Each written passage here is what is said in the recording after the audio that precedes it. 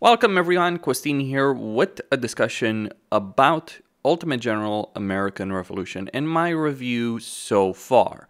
Now, I want people to understand when they're watching this video that the game is in effectively a beta version of early access. A lot of things are subject to change. We've gotten a significant number of changes that have made the campaign dynamic quite a bit different than it was on launch. Like on the day of launch, there was a pretty major bug for myself and quite a few others where starting a battle was a major issue. Or it just wouldn't happen. Like some people could get it to work if they tried the reloading saves, etc. Others like myself couldn't get it to work at all. It was an unfortunate situation that they fixed within a day. Then they brought balance changes within a couple of days. So the team behind this, regardless of how I feel about some of their decisions, they're clearly hard at work on this, and they're implementing a lot of things. I think they released a patch. One of the patches they released, unless I'm mistaken, they released it at like 2 a.m. in the morning for their time, because they're a Ukrainian developer. I live in Romania. They released it about that time. It is pretty incredible in a lot of ways to see these kind of changes, especially if you've played Total War as of late and you're just sick and tired of waiting for Creative Assembly to fix relatively minor issues. Now, what the developers have done, they have fixed far more than minor issues, but they've also created new problems. But keep in mind, it's a beta version of early access. It's not going to come out on Steam until next summer, and even then it's going to come out on Steam in early access when it does.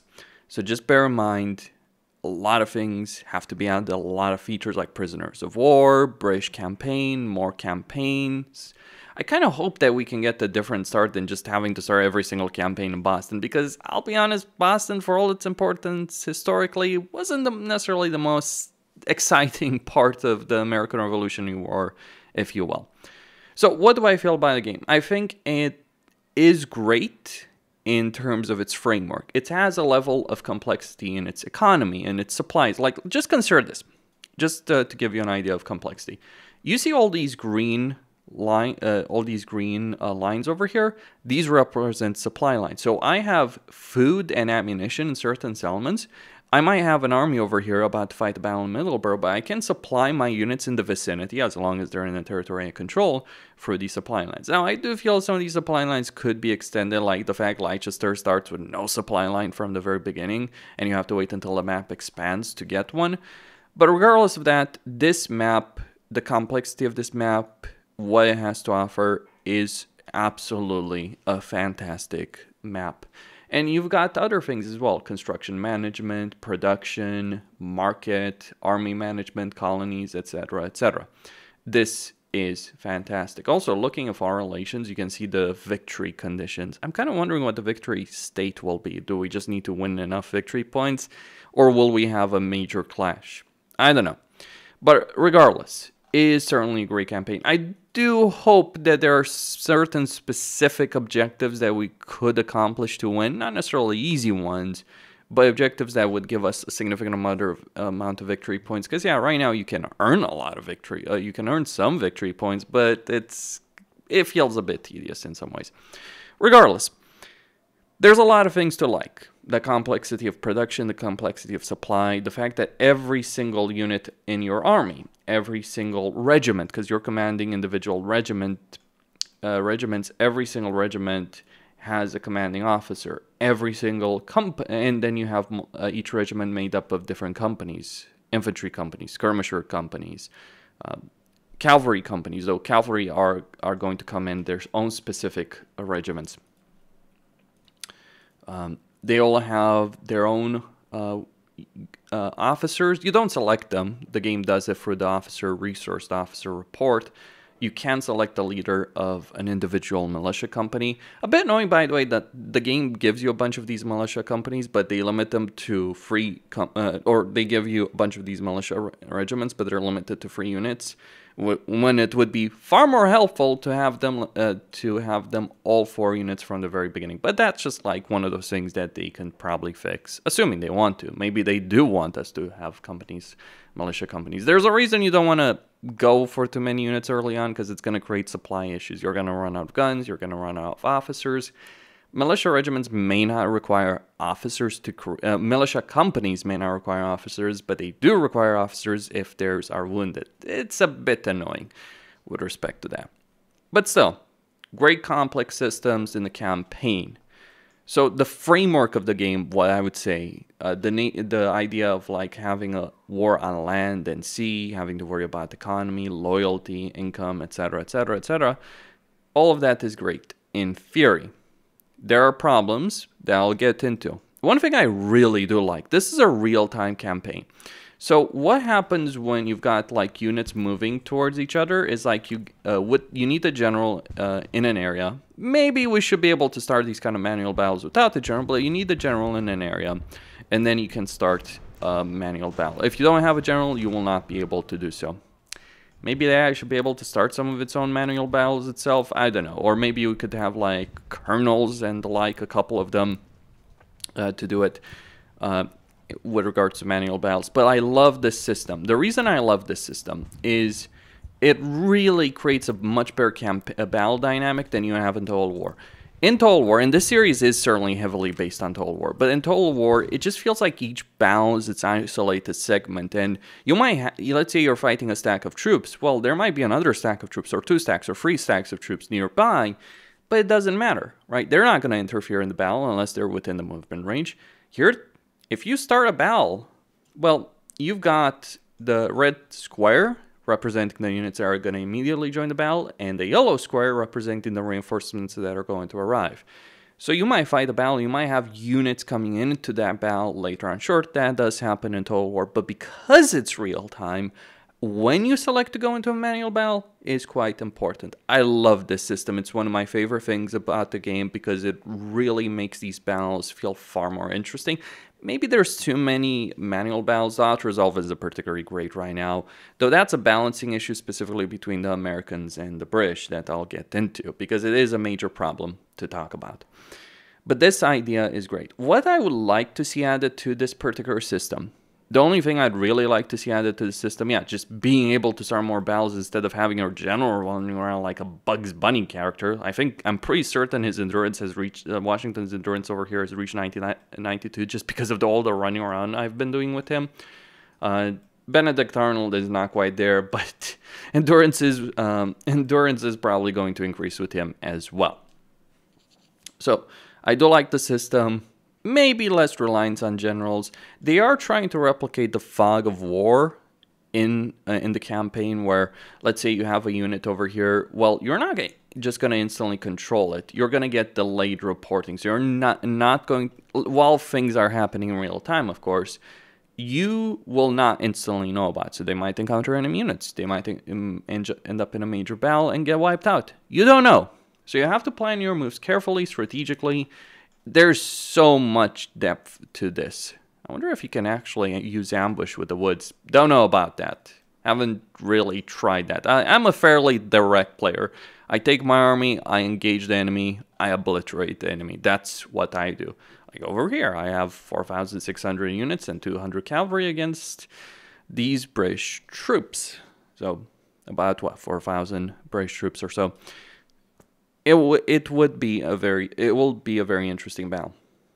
One thing I would like to see added to this, personally, is let's say I give a movement order, right, for a unit like here. Now, this is perhaps too great of a distance, but let's say I had a unit in Salem or Providence let's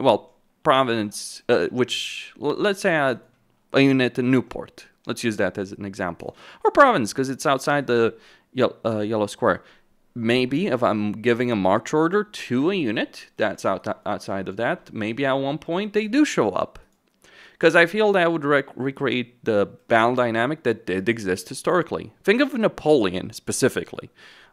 I'm just thinking about several examples, like the importance of Grouchy versus the Prussians at Waterloo, or Ney at Eylau, or Davout at Austerlitz, who had to march significant distances to get to those battlefields and turn the tide of the battle.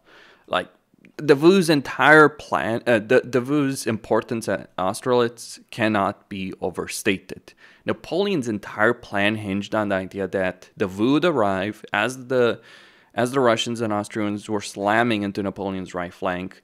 Davout would arrive, reinforce them, hold them back, which would leave them vulnerable for Napoleon's central attack. That's exactly what happened in that battle. And I feel that if you could have a unit marching into a battle, sure, you could leave a battle. And I don't think there's necessarily a reputation cost for it, as it were, to leave a battle. If it's a draw, I think there's not necessarily a cost of that. Could be wrong on that. But regardless of that, it could add quite a bit more depth to it. Or if an enemy unit is marching, again, maybe they arrive, obviously it would take time, but let's say you have a large-scale, long battle that takes a while. Maybe you wait 10 minutes, reinforcements arrive. Maybe you make your entire battle plan around the idea that units are going to come on one side of the battlefield. Maybe the enemy gets reinforcements. Again, I feel that would add a lot. That's what I would like to see of the system. But even as is, like honestly, like even as is, I'm just talking about this, but even as is, this system is amazing. Significantly better than what Total War has with its turn-based campaign. They have proved you can have really intricate real-time battles, well, quite a few units, though certainly there's not necessarily, not all the men you have in a unit are represented on battlefield, so like I think it's like a third of the units are represented, so out of these 5,000 men I have, let's say I had 6,000 men, there will be 2,000 and most. By the way, Total War kind of has a lot of battles. The vast majority are like in that 1,000, 2,000 range. So yeah, Ultimate General can do large-scale battles that are as big as Total War. And you have certainly more individual units to control. Now, surprisingly, you might think controlling a large army would be a problem, but it's actually not necessarily so. You can pause the game in battle. There's no bullshit like Legendary, and I really hope they don't have anything like that. Which limits your control. No, you can pause the battle, give orders, control it. Like, some people talk about, oh, it's too fast. Well, get used to it. Like, just pause, give your orders, go back into control. Also, I have to mention this for people saying that, about that, just a side note. One of the things generals in history had to deal with is, one, they didn't necessarily have control of the battle, so their initial deployment of troops was important. Hell, many times they might not have even got to the proper deployment of troops. But on top of that, they didn't have control of the battle. They may not have been able to handle everything. They certainly couldn't have control over each individual aspect. So having that so when people talk about strategy, well, having to react on the fly to changing circumstances is a big part of warfare. Certainly was a big part of these battles in history. So I like this. I love it quite a bit. But there are some problems. You have a campaign mechanic between reputation, which reputation basically are not your victory points, but you can spend reputation on projects, research essentially. You can get resources, you can unlock things. That's great. You gain reputation by winning battles, completing objectives. You lose reputation when you lose like these star settlements, when you lose specific battles, when you lose at sea, like when you lose these kind of settlements. You can lose a campaign if your reputation goes in a deficit, but at the same time, you're heavily encouraged to spend reputation in your campaign, because if you don't spend, you're going to fall behind. So that's a great and amazing system. Again, far above what Total War does. And in theory, and I emphasize the theory aspect because I'll talk about the problems that this game has in just a moment, but in theory, this system could allow for a very solid campaign that will last a long time. Keep in mind, you're having a time cycle over here in this campaign of each day, and the war as it is will last 8 years. So if let's say you have a campaign possibility. I certainly hope that they do give us different starting times to, if we want to enjoy just a short campaign, focus on like the middle of the war, the end of the war. Like if I want to just jump into a campaign and fight major battles against the British on land and sea with the French alongside me, yeah, I would like to do that. But certainly with the reputation system, it can work very well to solve one of the persistent issues in Total War as a series, which is the end game.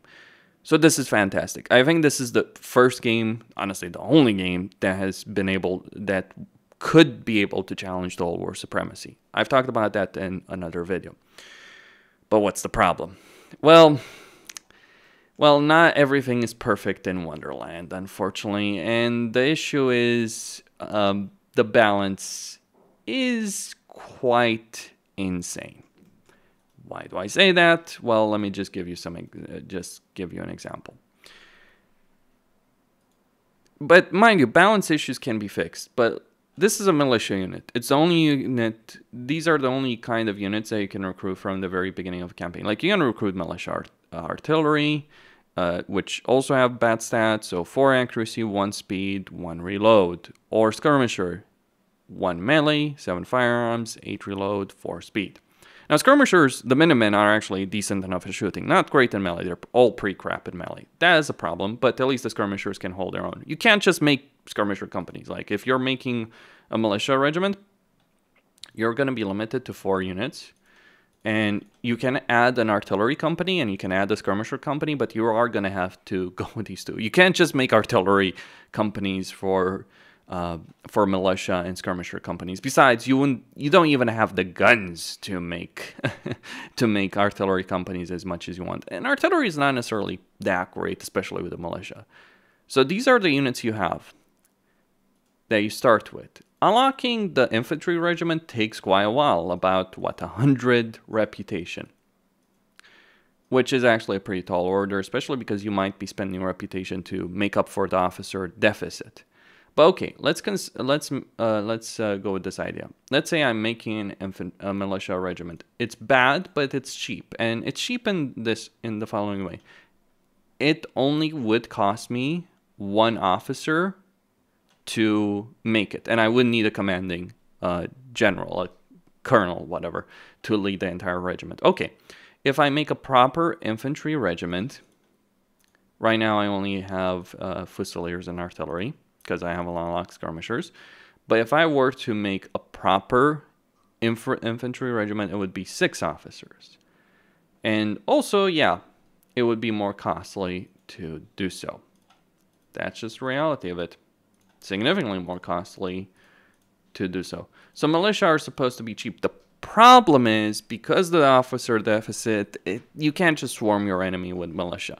Which, by the way, the Americans certainly did, the Patriots certainly did during the siege of Boston. The balance is completely insane. And just going back to that infantry regiment, again, this is just stats. They could be changed relatively easily, like if you just want to talk about the stats. So militia have 1, fusiliers have 4 in melee, 5 in firearms, 8 in reload. Same speed, but damn, is there a night and day difference between these units?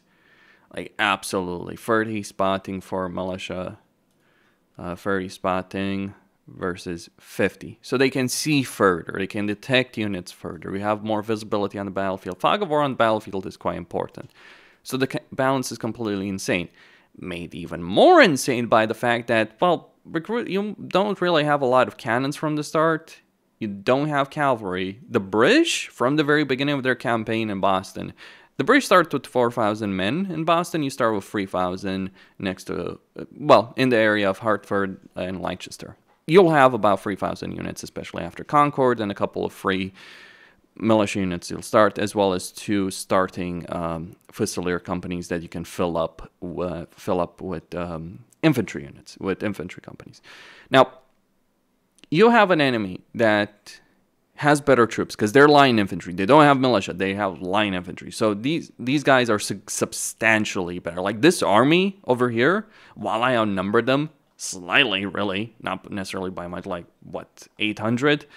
The reality is, this army over here, if I was commanding it, I'd sweep aside this resistance. The only now, mind you, this is a pretty solid army, all things considered. I actually have some good units over here. I do have 3 regiments of line infantry. I do have cavalry. I do have artillery. But from the very beginning of your campaign, you're thrown on the deep end. And this is the major issue I have with Ultimate General American Revolution, and Ultimate General as a series, actually. This focus, if you will, on making the campaign as punishing as possible. And it has existed for quite a few years. Now, Gettysburg, Ultimate General Gettysburg, the first game in the series, did not have this dynamic because it was a specific battle. They were focusing on specific units. You could enable an AI boost, but really that game would have a set number of units that would arrive at certain periods in the battle, and you had to decide what you're going to do with them. That's what made it great. You really felt the intensity of the battle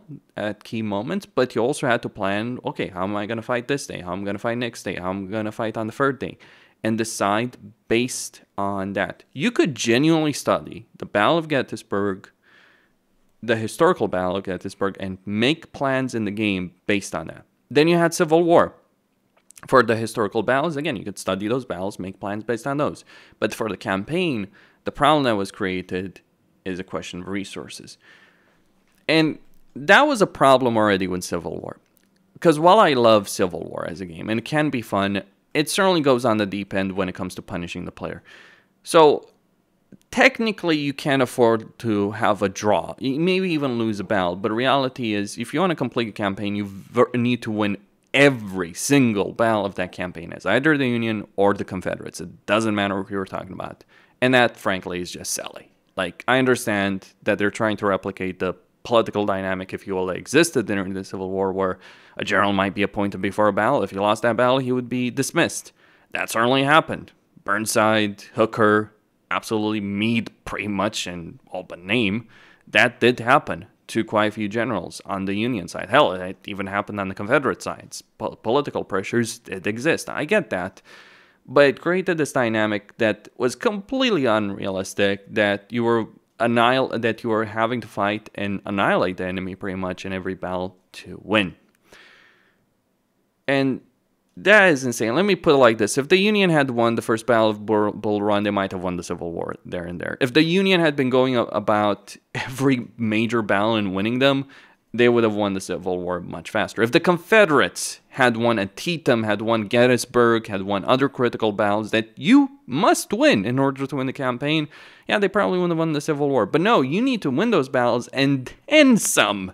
Holy shit, is it then some? And that's a broken dynamic that the developers have persisted in maintaining in their games. Now, it wasn't necessarily too bad in Civil War. We're gamers. We want to win. People are going to play to win. That's natural, but it's certainly not respecting history as it should. Like, I feel that already was too punishing to a player, especially a new player. The tutorials in these games, I'm going to be blunt, the tutorials are crap. Tutorial videos are never a great idea. Make a proper tutorial campaign. Maybe make it on the last legs of the 7 Years' War.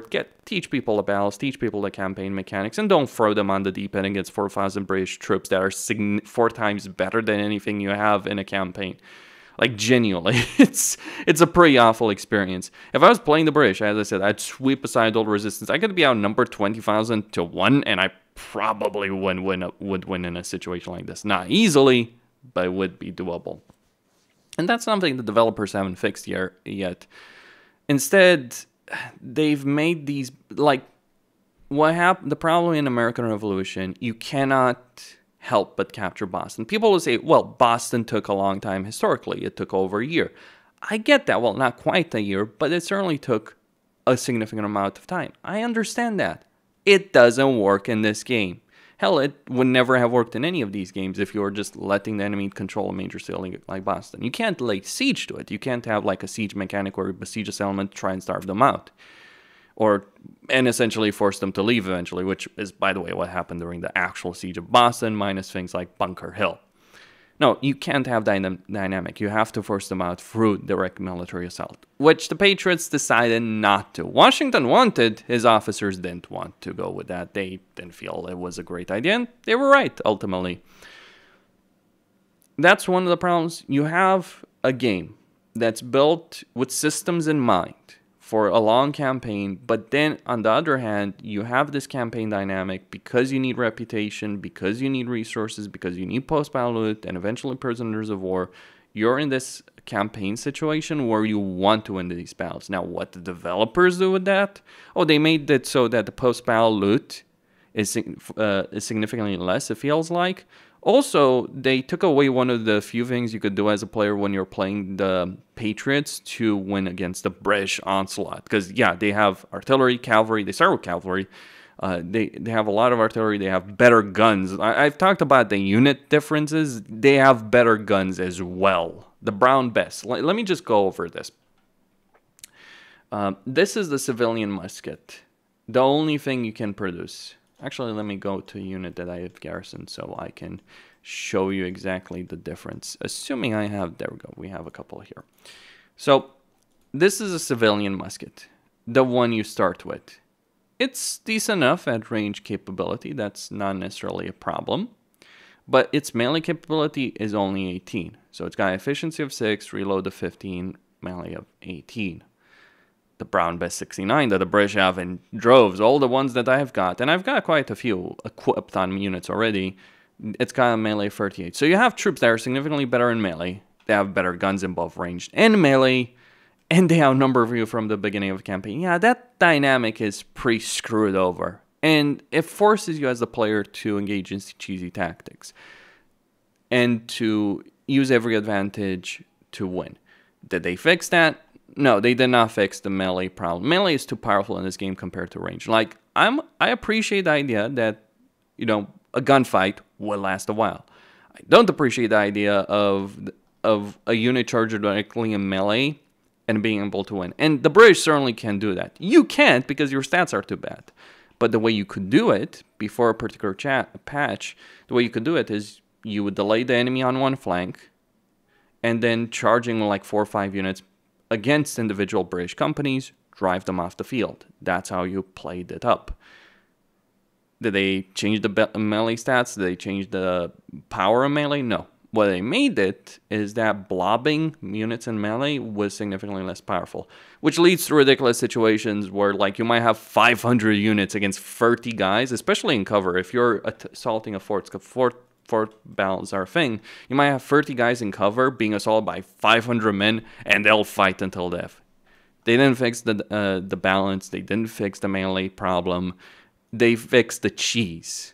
And it's like, it feels to me at this point the developer just wants to screw over the players. Like, make it as punishing as possible to slow us down. Look, I'm going to say it as blunt as possible. You can't stop people that know what they're doing. And that's the thing. You shouldn't.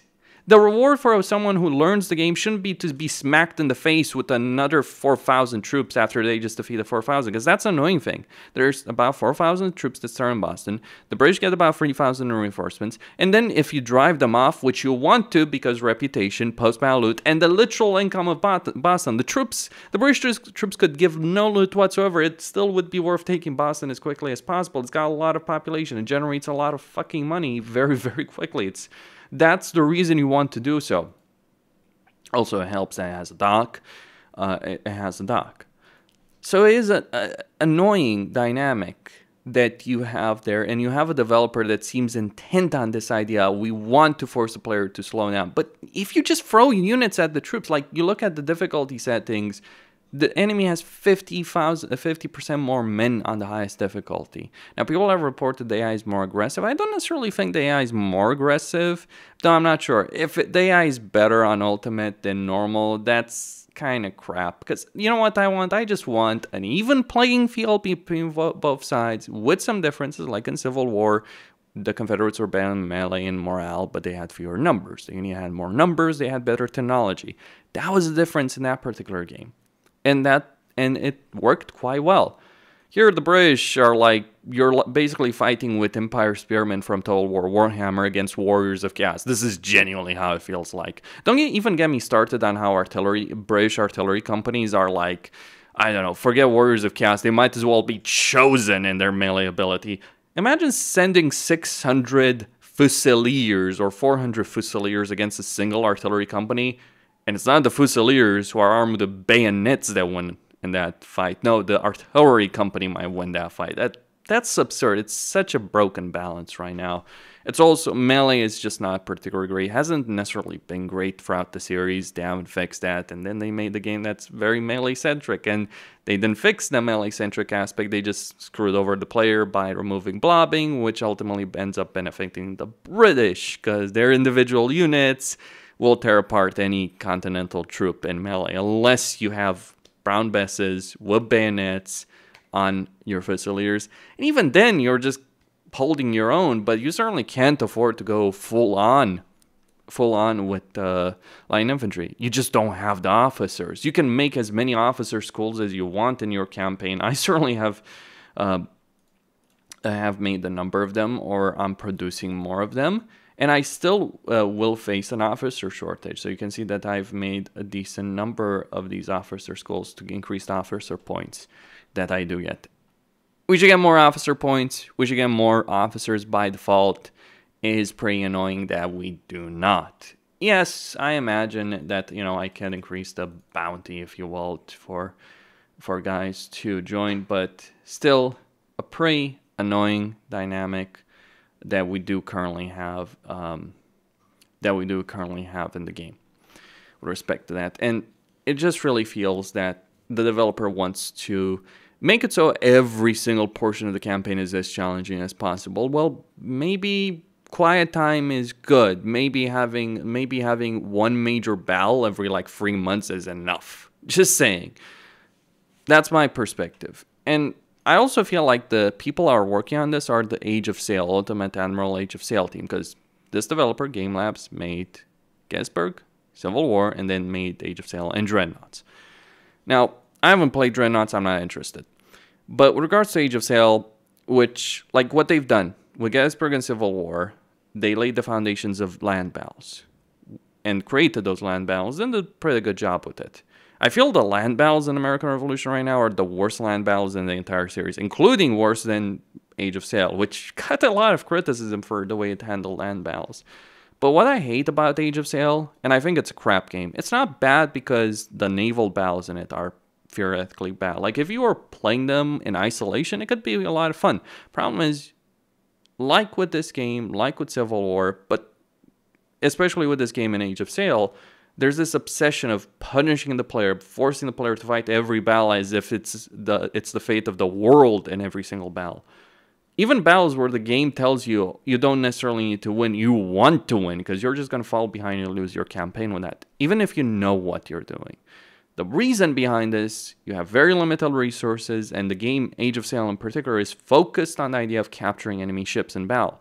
But it screws you over in every way possible. It'll throw better and bigger ships, which will annihilate your forces. Yeah, I'm gonna go against the ship of the line, a third rate with a bunch of fourth and fifth rates, and I'll totally not suffer enormous casualties. Best part about that, ships of the line are expensive to repair, so you obviously don't even want to do a lot of damage to them when you're capturing it. No, you just circle around like an imbecile, abusing the AI pathfinding, getting canister shot, maybe destroying their masts, you know, stopping them in their tracks, then using canister shot, boarding them with multiple ships potentially, boarding them, taking over. Yeah, great fun mechanic. It's what contributes to the naval combat in this game being particularly awful as well.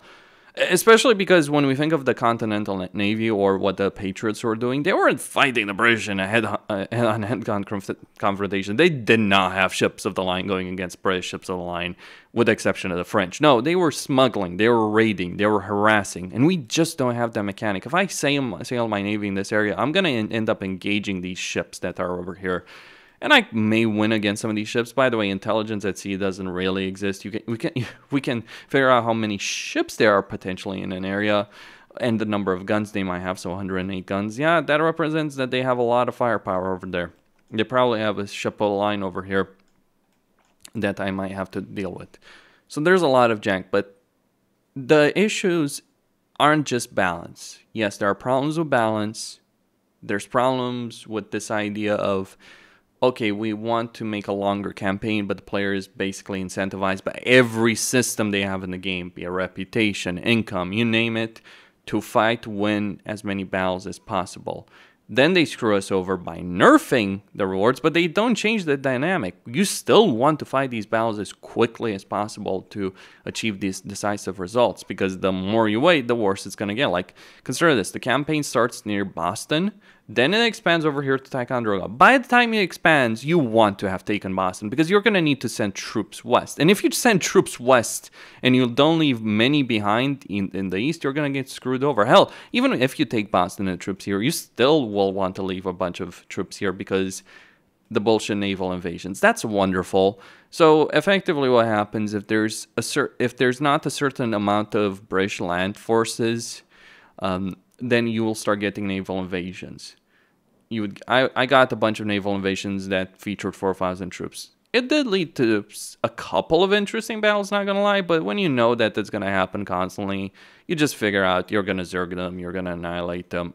In an entire campaign that I played, which I won, conquering every portion of the map over here, conquering Quebec, which is like basically the final objective of this version of Early Access, I think I killed over 50,000, 60,000 British regulars and Canadian loyalists. This is not the Napoleonic Wars.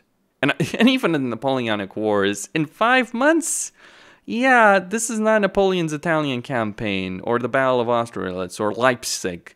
That is crazy discussion. And mind you, we're not talking wounded, captured, or anything like that. No. We're not talking about British killed from disease. No, I'm talking about troops that I annihilated on the field of battle. That's another thing that needs to be talked about. This series has been too focused on complete and utter annihilation. Sure, there have been victory points throughout the entire series, but there's been an enormous focus. Some mods have done a good job. JP Rebalance for Ultimate General Civil War focuses more on flanking, terrain control, and yes, routing the enemy and capturing prisoners of war, as opposed to just utter annihilation and butchering your way like you're the Herald of Corn for whatever reason. Really, blood for the blood god in a game series that has never had blood.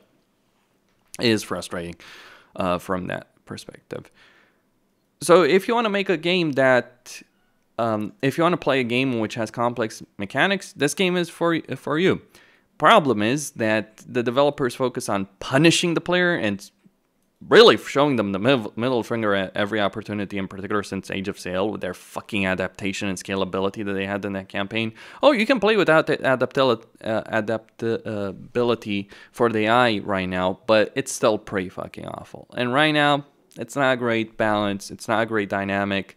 I just don't think the developers have the priorities straight. My conclusion, it has a lot of potential if they do it right. Will they do it right? Let's just say I'm less confident in that than I should be. I mean, I've complained a lot about the problems the Americans have, but put yourself in this position, the things that are going to screw over the player. Imagine you're playing the British. Well, you would win battles 5-1, which, by the way, never happened, historically speaking. Like, the most lopsided situation was the British winning 2-1 at Camden. And if you think the militia were not capable of holding their own one-on-one against the British, Bunker Hill says hello, Saratoga says hello, Cowpen says hello, many other battles do say hello. Camden was an exception. It was not the fucking rule. There's a lot of mythology, of course, a lot of historical accounts based on that mythology rather than hard facts, but we do have hard facts about what happened. This idea that the militia were utter crap, that the Americans didn't have any discipline, they couldn't hold their own. Sure, it did improve later on. I want to point out New York and Philadelphia, like specifically New York though, the British outnumbered the Americans by quite a bit in that particular battle.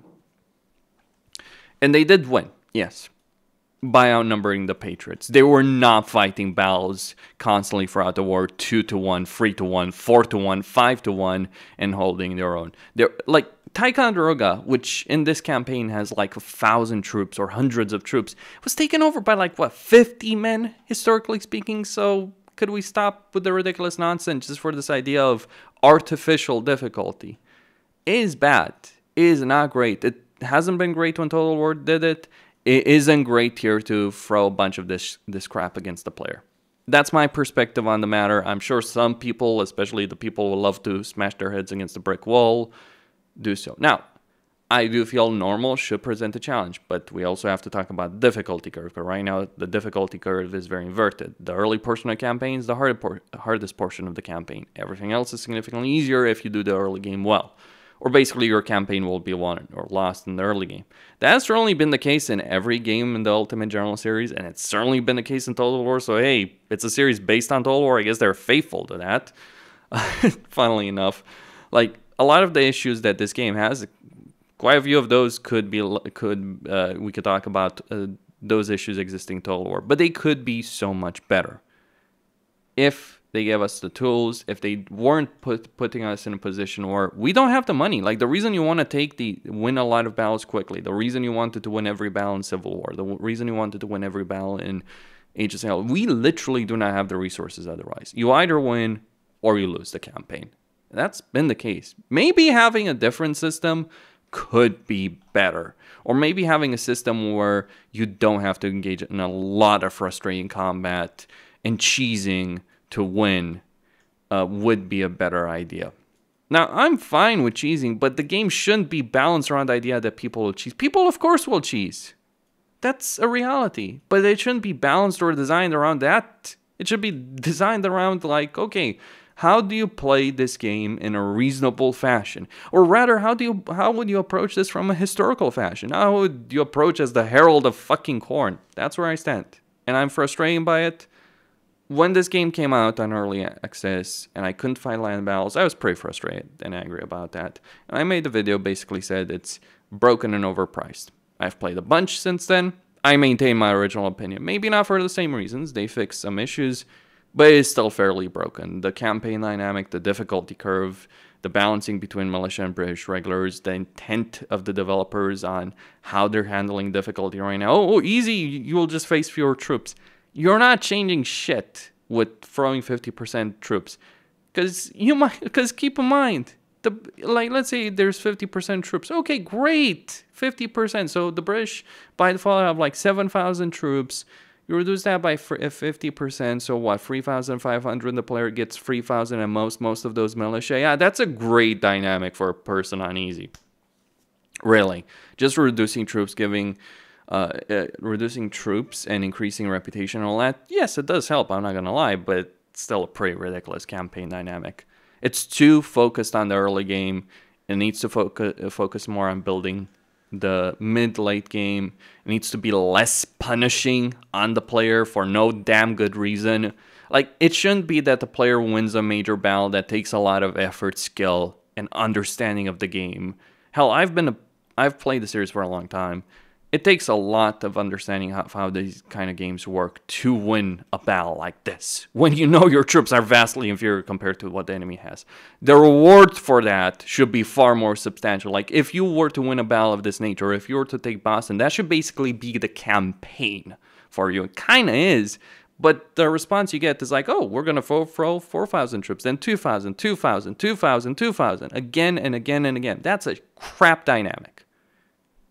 That's where I stand. Now, I do feel there should be a mid-late game challenge, but here's how I view it. I think the early portion of the campaign, you should take Boston. Then the challenge shifts to the west to try and take Saratoga, to march on Quebec. But of course, you want to maintain some troops over here, or you might have reasons why you want to maintain troops. A naval invasion or two wouldn't be too amiss. Not 6, not 10. It's certainly not naval invasions of 4,000, 5,000, 600,000 units, but eventually the buildup should be towards New York, because Washington knew that after Boston was done, the British were going for New York. He knew. Everyone knew it. It was known. So your next step that the game should telegraph should be prepare for New York, build defenses, but you also have to worry about the threat from the north, from Canada. Like, that's the thing that you should have to worry about. Worrying about long-term plans, embracing this slower-paced game, not blood for the blood gun, marching from battle to battle, having one major battle every single goddamn month, and dozens of smaller engagements. It's also frustrating, because you fight a battle like this, and you win it. And if you don't annihilate the enemy, this is where it gets frustrating. If you don't obliterate the enemy in a battle like this, if you don't shatter every single one of their units or capture them, it's very difficult, by the way, to force them to surrender. It shouldn't be. They'll just replenish and come back again. That's what's irritating about this. Yeah, I killed 4,000 of the British, maybe 200 escape. Okay. If let's say 10 men of each of these companies escape, they'll replenish to full strength, and they'll throw themselves against you again. That's a great dynamic. Yes, there's a lot of frustration. That's all I had to say, though. Kostin signing out.